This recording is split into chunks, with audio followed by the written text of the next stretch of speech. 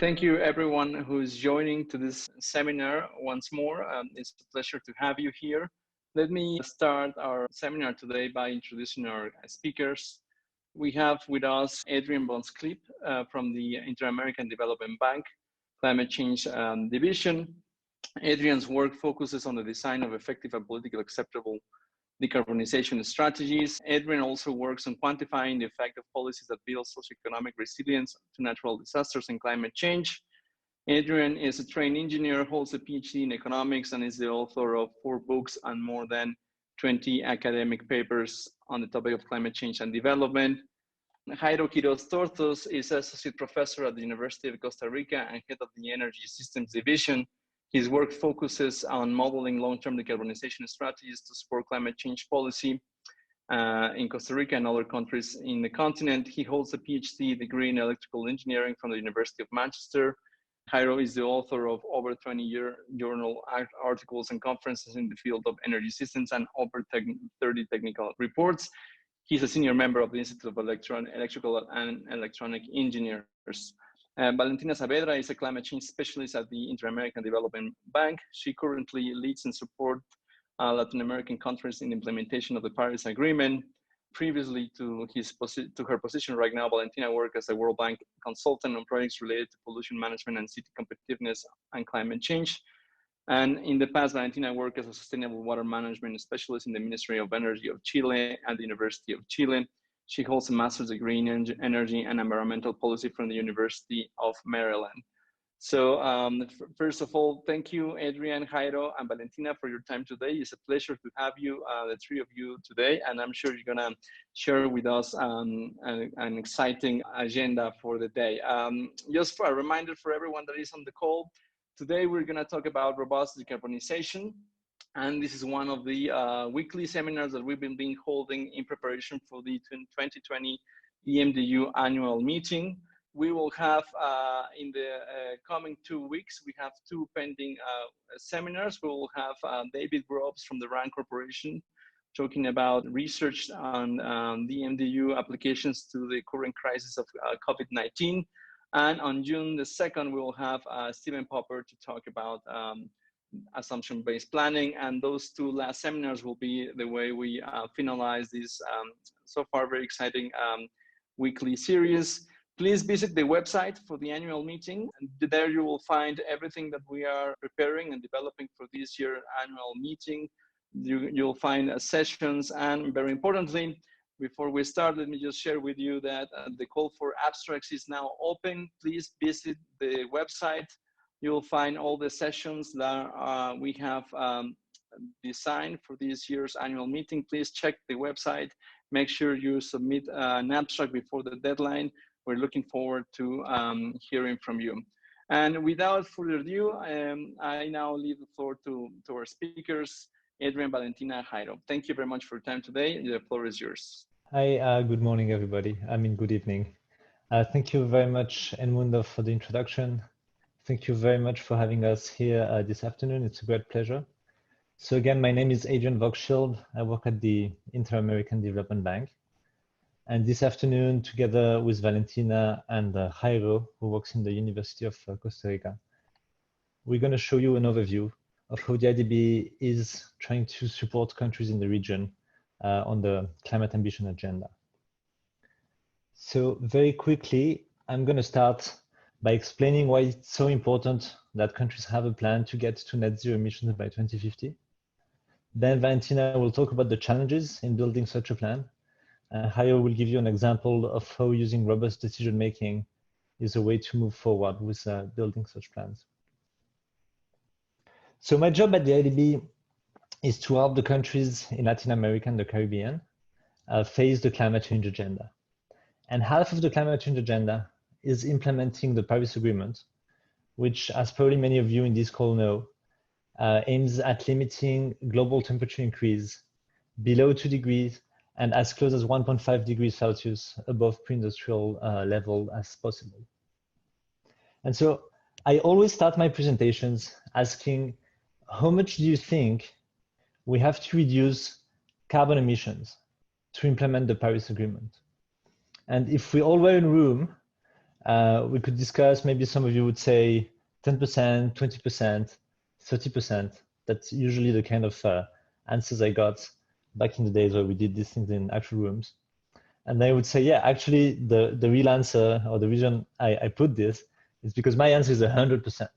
So it's not about doing small reductions or marginal reductions. It's about fundamentally changing the way we emit CO2.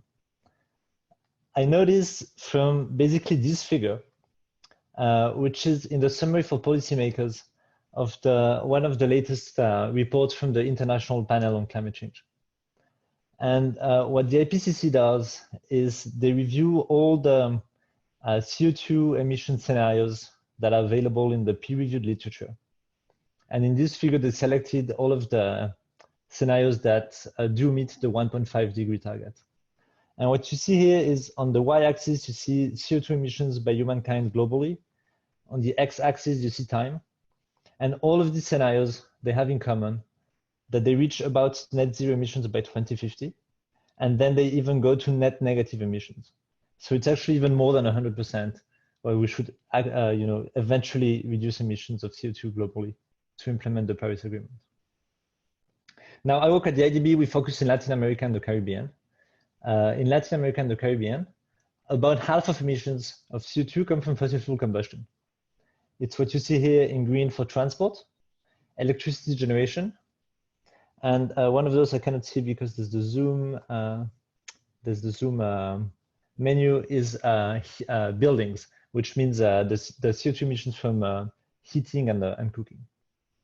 And then the other big chunk of CO2 emissions come basically from deforestation, which is the land use part you see here in blue. And those are like most of the CO2 emissions in the region. There's a few others from the other categories that are not that important. So is it even possible to go from where we are today to net zero emissions in the future? We investigated that question for a research report called Getting to Net Zero Emissions that we published in December in the Conference of Parties of the climate negotiations in Madrid. And basically we compiled evidence from the region, from the IDB, from academia, from international studies on is it possible to get to net zero emissions, at least in LAC. And the good news is that yes, it is possible. There's actually a big consensus on how to get to net zero in terms of the technical means of getting there. The same IPCC group that does the diagnostic on we have to get to zero emissions actually has been reviewing the literature for 30 years on how we can do that. There's also the International Energy Agency, there's also the UN, the IDB. A lot of different studies agree. They might disagree on the details, but they agree this is the big picture, which is, first of all, we need zero carbon electricity. Using windmills and solar panels is the most obvious way of producing zero carbon electricity. Second, we need to anticipate we're going to have this clean electricity and use it for substituting fossil fuels in other energy uses. So basically, electric cars, electric buses, electric trains, also electric heating, electric cooking. Third, that's very important for the cities of Latin America and the Caribbean. Maybe not technically needed to get to net zero emissions, but needed to go there in time and to reap a lot of the economic benefits, is using much more public transport and also being able to walk and to bike instead of using private cars. And fourth, I told you before, 30% of emissions come from deforestation. So we have to stop deforestation. And actually we have to start reforesting. When trees grow, they take CO2 from the atmosphere. And that is what allows you to get to net zero emissions, even if you don't reduce all emissions by 100%. And also that's what allows you to get to net negative emissions in the future. And then we have a 5 pillar where it's basically everything else. So reducing waste, improving energy efficiency, moving to wood instead of cement for construction, and shifting to more sustainable diets. So basically more plants and less animals, which allows you to make room in your land for that reforestation I mentioned just before. The second piece of good news is that doing this Oh, sorry, I just wanted to mention that these 5 pillars, they don't cover 100% of emissions. They cover maybe 90% of emissions. The few things we don't know yet exactly how to get there. But if all countries started doing this, we would be in a very good shape to reach zero net emissions by 2050. And the second piece of good news is that doing this comes with economic opportunities. It doesn't have to be a cost. It can be an opportunity. And there's two main reasons that happens. The first one is that the cost of key technologies is dropping dramatically. So for instance, since 2020, no, sorry, we are in 2020. Since 2010, the cost of producing electricity with solar panels globally has been divided by more than 5. It's already cheaper, the IRENA says, in most countries in the world to use new renewable energy rather than new fossil fuel energy. And actually globally, most of the investments in electricity generation capacity are already renewable. The cost of batteries is also dropping. Since 2010, it's been divided by 6. Today, it's already cheaper to own, for instance, an electric bus than a diesel bus in most countries in the world. And they say by 2022, 2023, it could be cheaper to buy an electric car than a gasoline car, or to buy an electric bus cheaper than a diesel bus. I mean a new car and a new bus, correct? So they're already cheaper to own over the lifetime, but if they also cheaper to buy, then it's going to become a no-brainer to use these technologies. And the second big reason is that there's a lot of benefits to decarbonizing. This is a photo of congestion in San Jose, Costa Rica, but a lot of cities in Latin America and the Caribbean have this problem where we have huge congestion. It's not uncommon for countries to lose 3% of their GDP every year for time wasted in congestion and because of the economic impacts, of the health impacts of this congestion. You've seen a lot of pictures of how the pandemics and the lockdown means people are not using their car and suddenly the air is super clean. Well, that's an economic opportunity. And the third opportunity we see is that there's growing political momentum. The Paris Agreement, the parties of the Paris Agreement have all been invited to think about strategies to reduce emissions a lot by 2050. And what we've seen in the region is that a lot of countries and a lot of cities and a lot of federal states, countries that are federal governments with states, they are moving towards building strategies.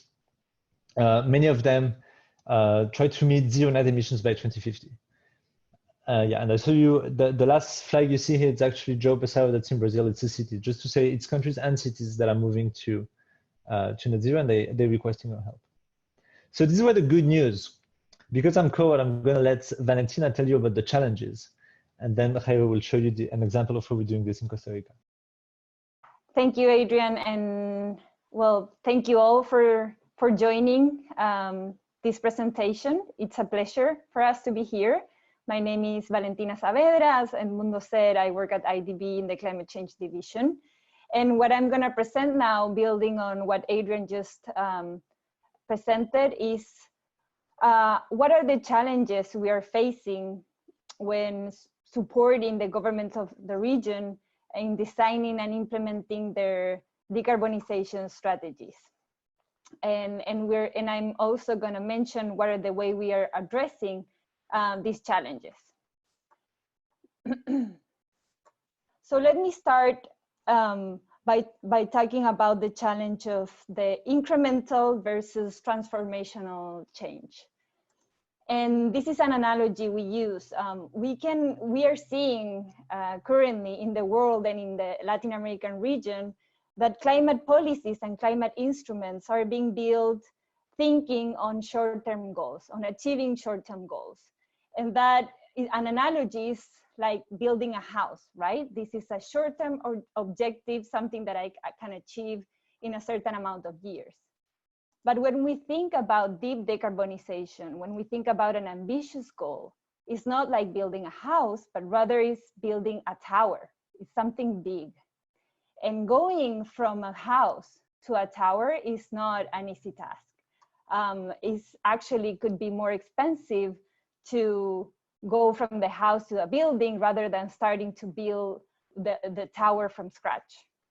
So the challenge we face is that we need to start working with governments and trying to work with technical teams in building the foundations of the tower, so we can align short-term goals to long-term goals. So the message here is that climate policies should build the foundations for decarbonization and not be built thinking about short-term goals that achieve a given level of reduction at the lowest cost. A second challenge that we have and that we face, that we've learned, is that decarbonization strategies need broad political support for them to be successful. We cannot help countries design strategies that are isolated from other development goals. Because this is a political issue, we need to stop thinking about decarbonization only, and we need to build and design decarbonization strategies that achieve broader development goals. And this is something positive indeed. And there are two main aspects when we think about a decarbonization strategy that is successful. Two main aspects in addition to decarbonizing the economy. One of them is, of course, maximize national benefits. And when we talk about maximizing benefits, we're talking about, for instance, reducing time spent in traffic when we think about decarbonizing the transport sector.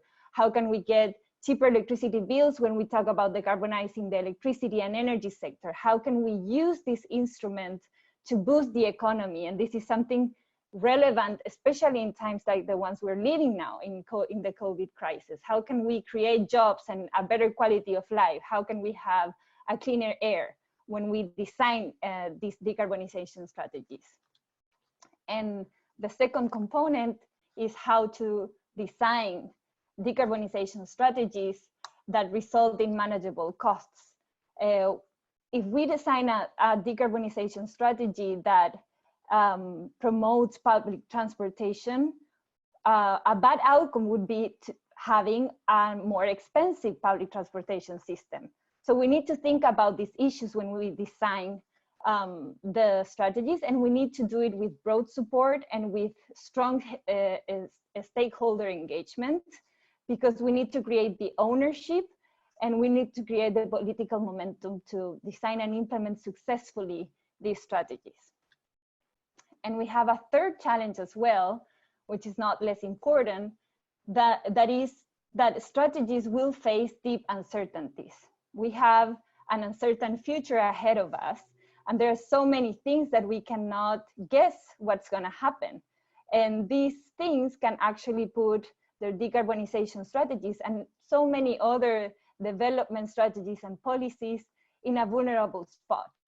This is an example of some predictions of the International Energy Agency on annual solar panel additions, and we can see that each year the projections changes, and it actually doesn't match what in reality happens. And this can actually be important on the implementation and design of decarbonization strategies. We see other examples, for instance, birth rates, that each year the projection changes and the outcomes are different. So we need to think on ways on how to address this challenge, and not only as uncertainties, but the other two challenges we already discussed.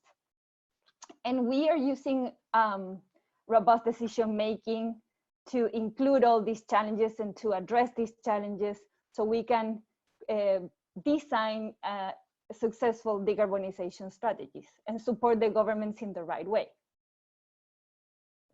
So what we do to create and design robust decarbonization strategies is to do it with co-construction, strong engagement with stakeholders, and exploring the uncertainty that is very, very relevant in this regard. So first of all, what we have been doing and the way we have been supporting governments of the region is that we create local capacity, and we work with local universities, we work with local think tanks, and we create the capacity of local teams to model decarbonized futures and to support their governments in this process. And we do it engaging with stakeholders to include their objectives and ideas in the process, in the model. And we have several workshops with stakeholders from different sectors of the economy, and we discuss relevant issues that we incorporate in the process. With their input, then, we simulate a large number of possible futures and policy options to explore these uncertainties in different levels, in different futures. And finally, with all this range of different futures, we identify options that satisfy multiple development objectives. And again, I want to emphasize here that we do not only try to design strategies that achieve net zero by 2050, but rather achieve other development goals, maximizing benefits and minimizing costs. And we do this in many different possible futures. And what I'm going to do now is graphically show you the way we've been using robust decision making to engage with different stakeholders. These are pictures of a workshop we had with the government of Peru. We are supporting the government in the updating of their climate change strategy, and we met with different stakeholders to discuss these relevant issues surrounding decarbonization. With their input, we discuss, for example, metrics of success. How can we think about a decarbonization strategy that is successful? Not only talking about reduction of emissions, but other components. For instance, in the transport sector, how can we have a cheaper transportation system at the same time that we reduce emissions? How can we have a cleaner air when we do this? We also discuss the options to get there. Okay, if we want to achieve decarbonization, we want to achieve a cleaner system, we want to achieve a more efficient system, what measures can we use to get there? And we can talk about a more efficient transportation sector. We can talk about deployment of electric vehicles. We can talk about electric buses. And then we also collect information on available data and models, so we can use and build upon information that it's already being used in the country, so we can create something that is coherent with the context and something that is implementable. And finally, we of course talk about the uncertainty surrounding the decarbonization strategy, the cost of renewable energy, future demand for transport. We discuss elements that that we need to consider that are out of our control. And I'm going to show you now, this is my last slide, the type of results that we can get with this exercise. For instance, we can see here that with a possible decarbonization strategy in blue, on time, we could achieve net zero emissions by 2050, and whereas current policies in black do not get us there. And at the same time, we can see other benefits that decarbonization strategies bring. We are seeing in this graph on the right, local pollutants, which basically translate in a better health of citizens. And we can see that possible decarbonization strategies can get us to a cleaner air compared to current policies. And we can see that there is a broad range there that actually represents different levels of uncertainty. So this is work in progress, but now Jairo is actually going to present on a project that we are working on in Costa Rica. The floor is yours, Jairo. Thank you, Valentina. Thank you, Adrien, for that previous presentations. Let us now discuss this project in Costa Rica that has quantified the cost and benefits of decarbonizing the economy in Costa Rica.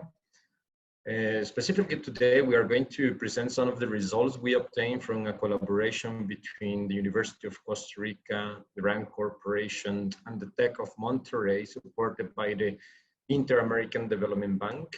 And we are going to focus on the transportation sector, given the time constraints that we have today. So as you may be aware of, Costa Rica launched its National Decarbonization Plan in 2019. This comprehensive pathway towards net zero emissions by mid-century was really constructed through a mandate from the President of Costa Rica, Mr. Carlos Alvarado, and led by the Director of Climate Change. We had multiple meetings and workshops with different stakeholders to co-create this vision of our long-term strategy. The decarbonization plan is structured in 10 lines of actions covering all sectors of the economy.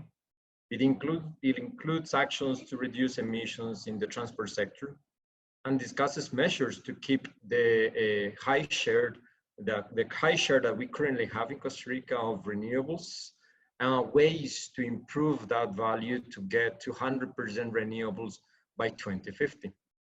This pathway towards net zero also discusses some mitigation measures in the buildings, industry, waste, agriculture, livestock, and forestry sectors that, due to time constraint today, we are not going to discuss. But I leave the link here so you can download the National Decarbonization Plan and have a look, which is available at the UNFCCC webpage. As I mentioned before, today we're going to focus on the transportation sector, a sector that we have studied a lot using the resources that we have in the country. The decarbonization plan establishes targets by mid-century, but very importantly, it also maps mid-term and short-term actions to get to that long-term vision. For instance, in the public sector, we aim at 85% of the fleet electrified by 2050. And we have set specific targets by mid-term 2030, 2035 of 30%. And currently, right now, the country is discussing some pilot projects to understand how the technology works and how it could bring benefits to the bus operators. Similarly, the electrification of the private fleet has a very ambitious target by mid-century and has set specific targets by mid-term and has already implemented incentives and charging infrastructure to enable current users to have the technology. In this project, we use the robust decision-making that was previously discussed by Valentina to analyze the costs and benefits of the decarbonization plan and specifically of the transport sector. As Valentina mentioned in the first stage, we met with the stakeholders, we discussed with them, and we built together an MLRX matrix that Valentina discussed before. In the second stage, we were using the data and the models that are currently available in the country to evaluate across different futures the different strategies that can reach to net zero emissions by mid-century. And a vulnerability analysis was then carried out to understand the different risks and ways to mitigate those risks through a trade-off analysis that was then presented to the stakeholders, and we then discuss with them and re-evaluate the analysis to then present the results that today we are going to share with you. In that first step with the stakeholders, we map the different variables of the MLRX matrix that we were discussing before. The stakeholders mentioned different performance metrics. They were very interested on how we could estimate the emissions towards mid-century and what would be the cost of the total transformation that we are expecting in the transportation sector. Those costs were interest not only for the government, but also for the companies, the electricity and the oil companies in Costa Rica, and also for the public itself, for us, the Costa Ricans. The stakeholders mentioned different transportation policies that could be implemented and that they were coming primarily from the National Decarbonization Plan and from the electric plan that we have in Costa Rica. Some models were available at that moment thanks to a previous project that we had with the Inter-American Development Bank and some data that was also provided by the stakeholders. And we understood that there were different uncertainties that could have or could result in different benefits or different costs and different emissions across different futures as we were previously discussing. Let me now share with you some of these results for the base assumptions, or as we call as well, under baseline assumptions. In this figure that you can see, we map the emissions, the GHG emissions over the different years for two different scenarios that we have mapped in Costa Rica. The base scenario, what we call also the business as usual, maps what will happen in Costa Rica if we continue consuming fossil fuels and we continue using the private vehicles as we do today. That's the orange line that you can see in the presentation. And the blue line that you see there maps what will happen if we do the transformation that is expected and is mapped in the decarbonization plan.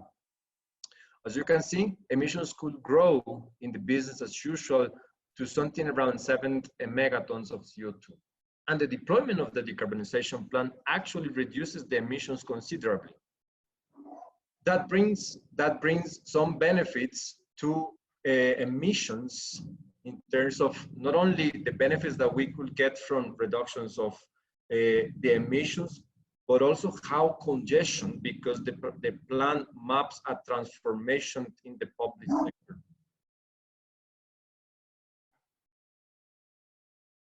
Fewer vehicles that is expected by deploying the decarbonization plan will then lead also to less private vehicles, which in turn leads to less accidents in the streets, which according to latest information represented in 2018 about 3.8% of the GDP of the country.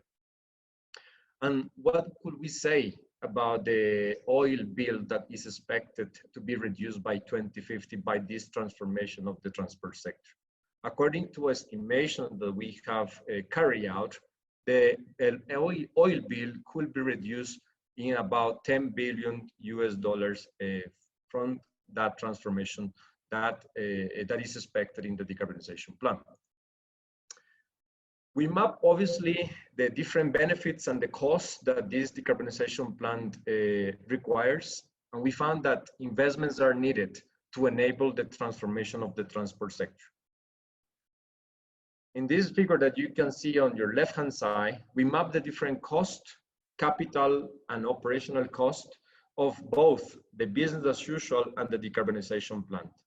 And as you can see in gray color, the decarb plant requires capital investments, which are actually compensated by the operational cost that is here. And actually, as you can see on the right-hand side figure, the net benefits that we get from deploying the decarbonization plant are about $3 billion, which in turn corresponds to a financial benefit of deploying the decarbonization plant.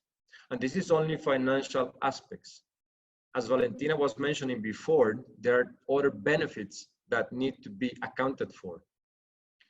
We map the different benefits that could be achieved in health, productivity, and fewer accidents. If we add those economic benefits or those benefits, we can see in that figure that the economic benefits could be quite significant for the Costa Ricans by 2050 by deploying the decarbonization plant. But as Valentina was mentioning before, and in this figure, we map the different uncertainties or the effects of those uncertainties over the different emissions. When we deploy the second stage of the RDN technique, we were changing the ranges of different variables, and we understood that there are different emissions trajectory, and they all depend on the values that we set in this experiment. In the dark blue that you see in your figure, in this figure of the left-hand side, you see the same line that we previously saw. And in light blue, you could see all different futures, the 1,000 futures that we were experimenting with. And as you can see, there are futures in which emissions are reduced way below the target that we defined by 2050. And those ambitions or different trajectories will then lead to different costs of the decarbonization plan.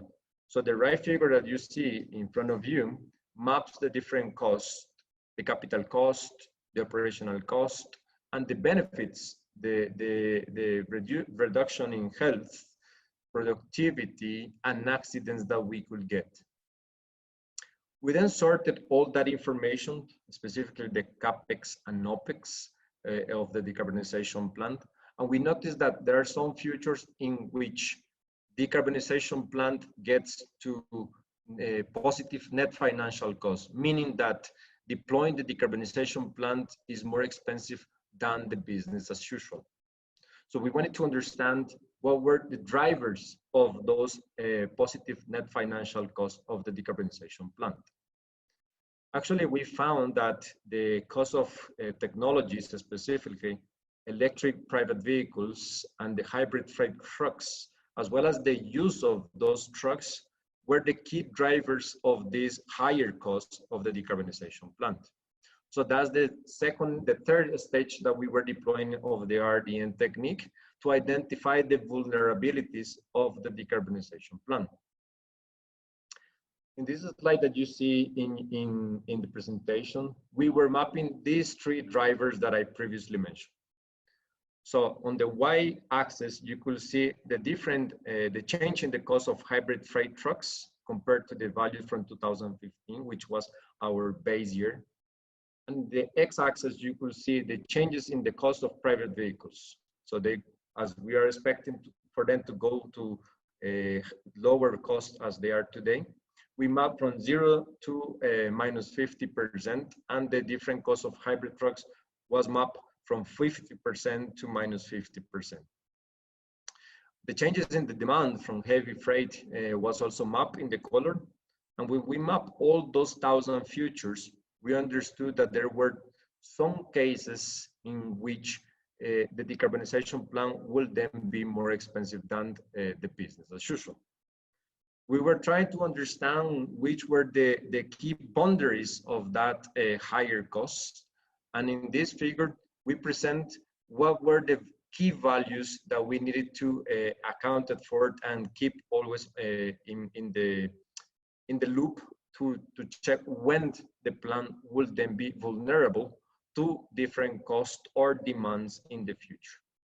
So all those crosses that you see in orange represent the different scenarios or futures in which the decarbonization plan could be more expensive. There are some values that we actually identify for the change in the cost of electric private vehicles, changes in the cost of heavy freight transport, and changes in the demand. And when all these values were obtained, we could map the different vulnerability of the decarbonization plan. We did all this using the scenario discovery, which also allowed us to identify what will be the concurring conditions that will then be beneficial for the Costa Rican decarbonization plan. So we needed to have a heavy freight demand relatively low and not necessarily very high as we were mapping the different futures. We needed the cost of hydrogen, or we could map that the cost of hydrogen was playing a key role in these positive scenarios for Costa Rica. And also the cost of four-wheel carbon-based private vehicles not to reduce below certain levels. So the scenario discovery technique, which is part of the vulnerability analysis of the RDN, of the robust decision making technique, allowed us to identify these different conditions that could be met and will then drive the decarbonization plan to be negative for the country. So this is a very important aspect that we needed to always map and keep into the loop for future analysis. Just to conclude, the robust decision-making technique highlighted key opportunities. It also allowed us to identify risk and possible mitigation strategies for Costa Rican decarbonization plan.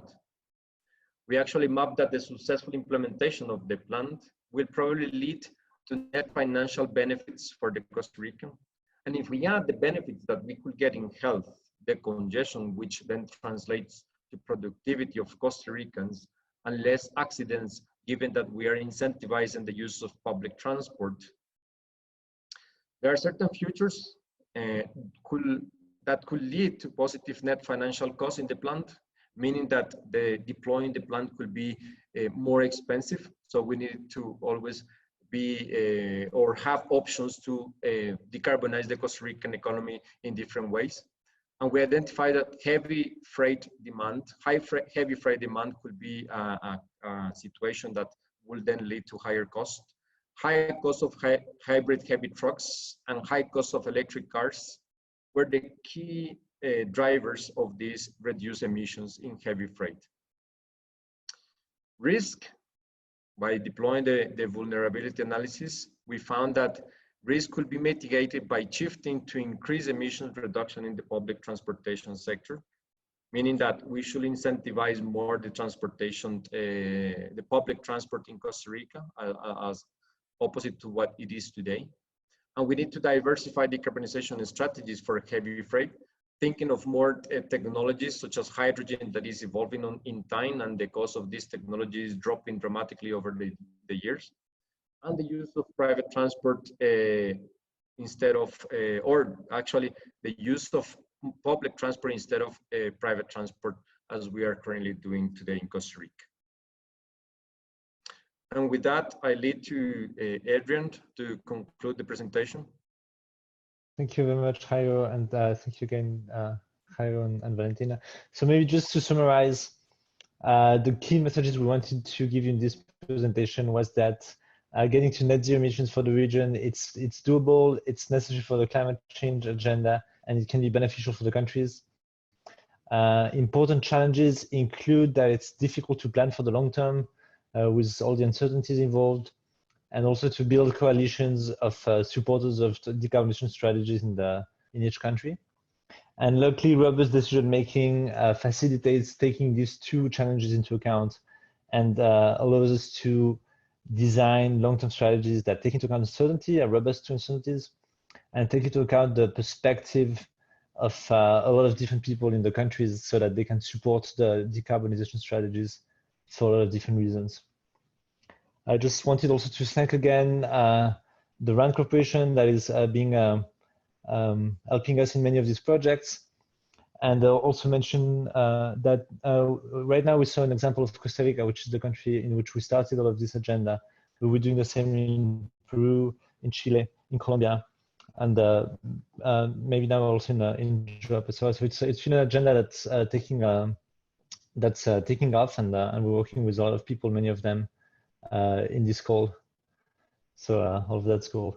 Thank you, Adrien. Thank you, Jairo. Thank you, Valentina. This was a wonderful presentation. And we have actually a lot of questions already waiting for you to be answered. So let me start with that.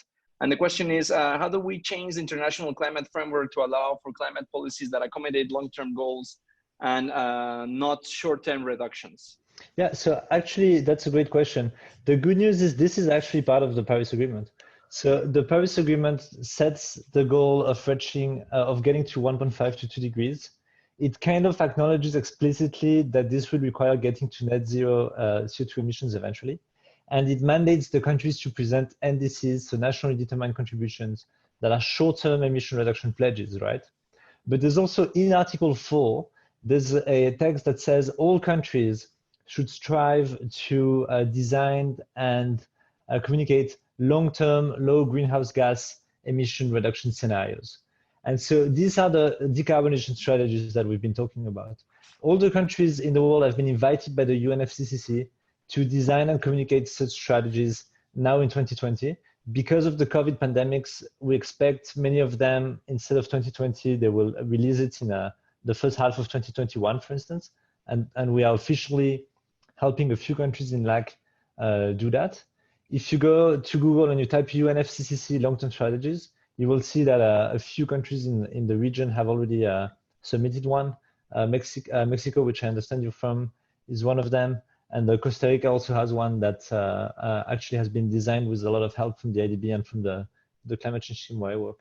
So I think this long-term strategies invitation is really the way we use the international agenda to look in the long term rather than just short-term policies.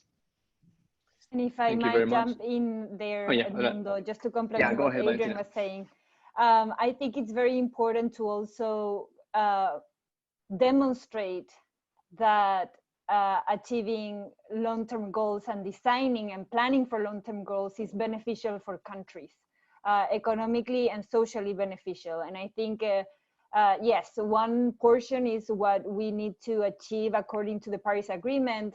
But another important thing is that and something we mentioned, is the challenge of actually getting the political support. And one way of obtaining this political support is demonstrating through studies like this one, or the approach that we just presented, that there are so many benefits surrounding decarbonization strategies, which are long-term strategies, and so many ways we can align NDCs as short-term plans to advance in this long-term goal. And I think that is also a very robust tool to gain political support and start the momentum to change the way we are planning the future right now. Thank you very much, Valentina. And actually, the next question is actually for you. Jairo, you want to add something? Just a quick reaction on that comment. For instance, just to present what we did in Costa Rica, and we set this decarbonization plan, which is currently our long-term strategy reported to the UNFCCC. By doing these studies, which quantify the costs and benefits, we are also demonstrating to stakeholders in the country that decarbonizing the economy is actually an opportunity to bring benefits to Costa Ricans. Thank you very much, Jairo.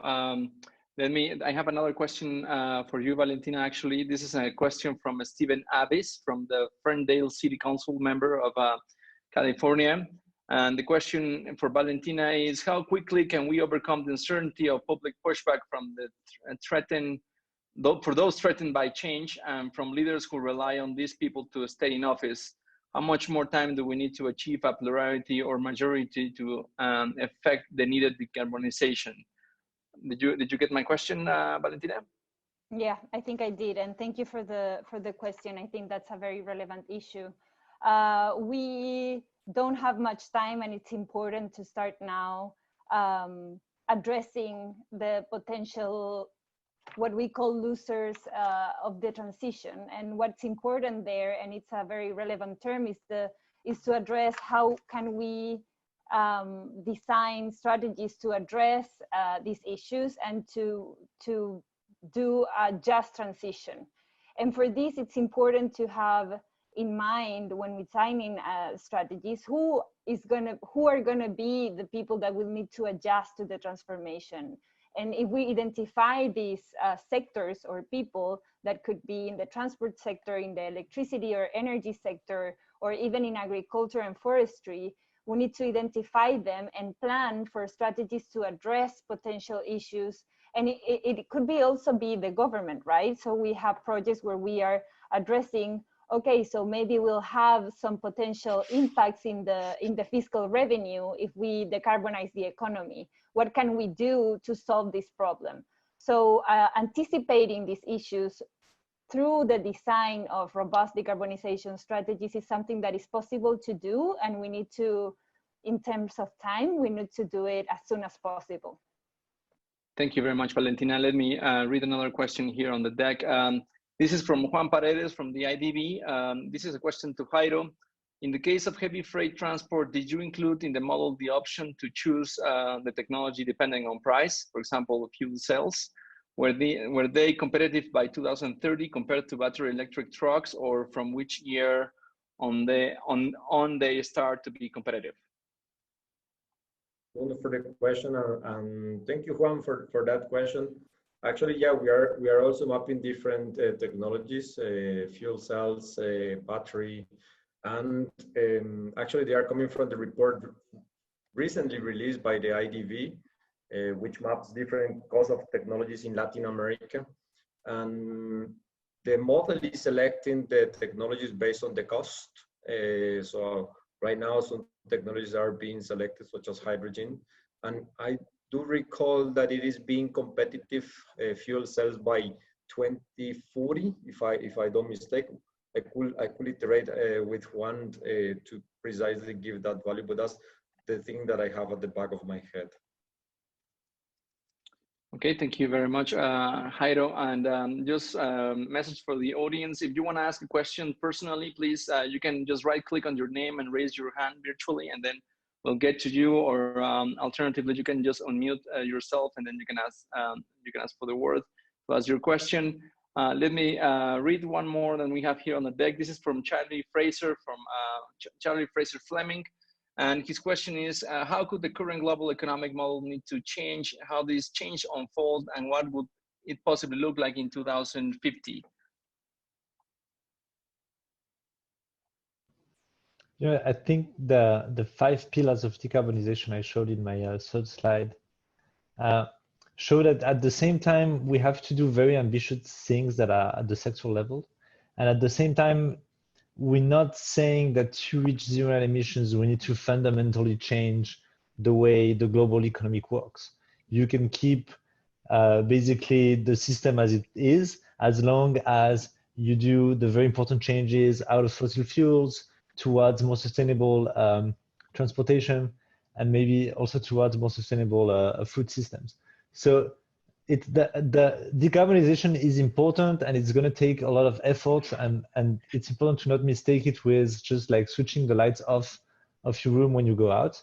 But at the same time, it's not saying we need a new global order or to a global revolution to be able to implement it. Thank you very much, Adrien. And at this point, I have a few more questions on the deck, but if the audience wants to take the opportunity to ask a question directly to the speakers, please feel free to do so. You can either raise your hand virtually or just unmute yourselves.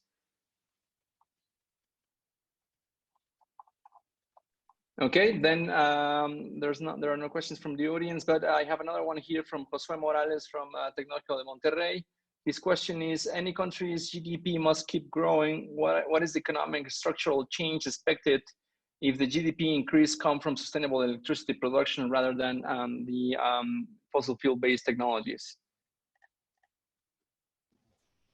You know, I think I'm going to give a similar answer. So in Getting to Net Zero, the publication I mentioned, we show that in 6 countries in the region, it's totally possible to keep GDP growing while emissions are reduced, right? And that's using those famous 5 pillars.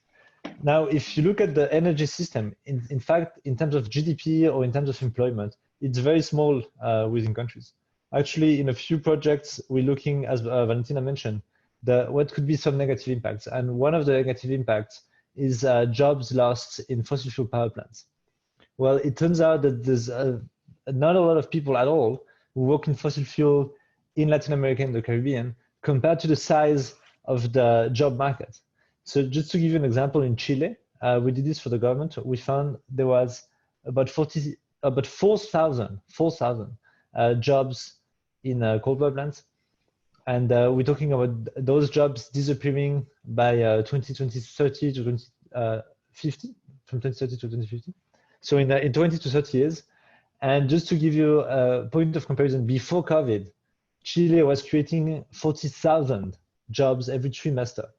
So you're talking 40,000 versus 4,000 every trimester versus 30 years.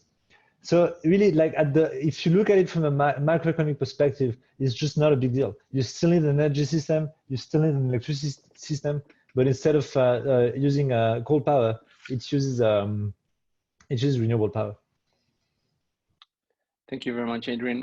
All right, so I have one more question here, but before going to that last question, I want to check with the audience. If one of you wants to ask a question directly to the speakers, please feel free to do it.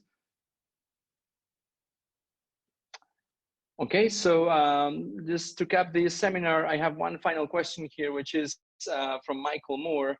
And the question is, what are the incentives that are being offered or requested by the average consumer when presented with these choices? I believe choices meaning, you know, decarbonization, basically.